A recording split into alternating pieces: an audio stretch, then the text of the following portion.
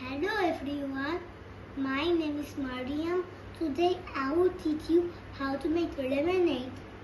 First, take one piece of lemon and squeeze it.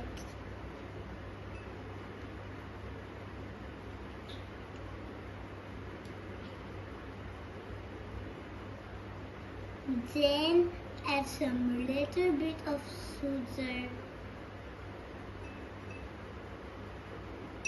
Then stir.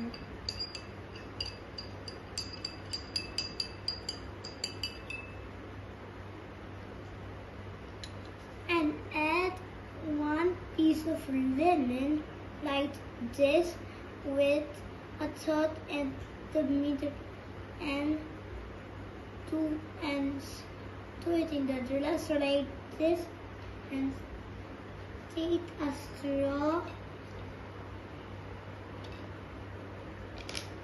Then put it in the lemonade. Yum, it's tasty.